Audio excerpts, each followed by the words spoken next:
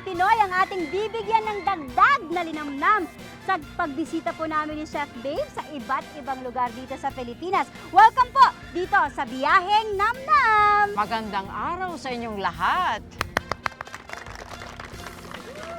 Chef, anong Pinoy dish ang ating bibigyan ng bagong linamnam?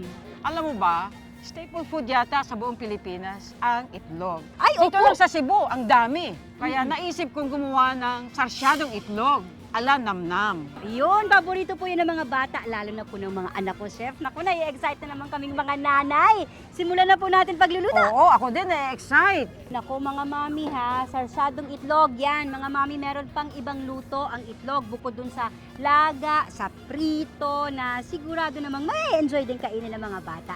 Sarsyado! Kung una, Lalagay natin ang ating mantika. mantika, Yan. Sibuyas. sibuyas. Yan. Ayan po, syempre, dahil mabilis lang itong lutuin, pwede na itong iulam agad. Anytime.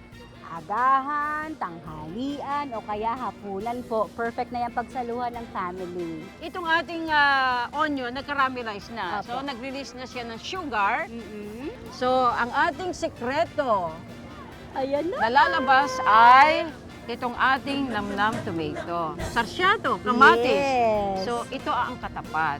Bukod sa Ah. amoy, lasa, kulay, the best. Siya ang magdadala ng lahat ng ating malalasahan. Alam nyo po, tipid kayo dito kasi 4 pesos eh. Ang namnam tomato po, magbibigay ng amoy, kulay at lasang kamatis sa inyong sarsyado. So, syempre po, kayang-kaya na, di ba? Araw-arawin na natin yung tomato dishes dahil may mas affordable na. Plus, ang Lucky Me Namnam po, tomato, meron po siyang 3 linamnam ng meat, bones at special spices. Plus, the taste of real tomato. Ito, papakita ko sa inyo na nag-caramelize na siya. So, natunaw na ang ating granules na tomato. Dito na lumabas ang talagang tunay, kulay at amoy.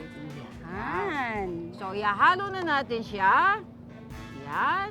Tapos, Kapit na. siyempre, lalagay na natin ang ating hard-boiled itlog Yes! na nilaga. Okay. Napakadali, ano? Wala pang 30 minutos to.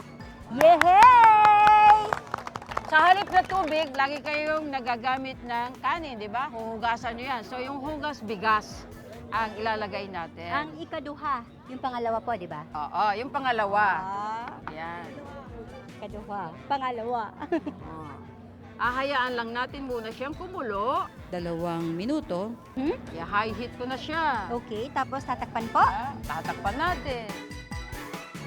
Yan. Ngayon, nagkukulo-kulo na siya. Okay. Okay. Ayan na. Yan na. Wow! Sobra, no? Sobra. Fantastiko. Okay. Ito na, ang mas pinalinamnam na sarsyadong itlog ala namnam. Yehey! Naku! Ito na, tikman ko po, chef ha. Oo.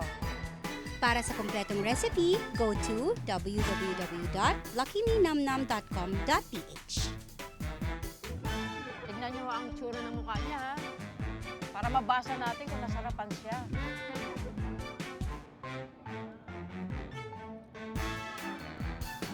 Siguradong magugustuhan po ng family ko itong sarsadong itlog ala namnam, chef. Mas mapapalinamnam pa dahil sa Lucky Me Namnam na may 2 variants. Nandyan po ang Namnam Tomato for tomato dishes at Namnam Original na pang all-around seasoning at halal certified pa.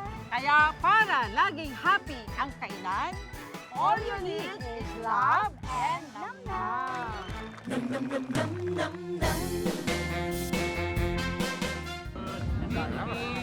You can taste the original tomato. Lasang-lasa ang tomato. So, ang magpasarap yung kumpletong regado ng namnam. Masarap talaga. Oo. Saka ito kumpleto na. Nung matikman ko, masarap talaga. Babalik-balik ka. Sakto lang talaga. Tama Dadalhin ko yan sa stage. Perfect. Yung namnam ang nagpasarap ng ito.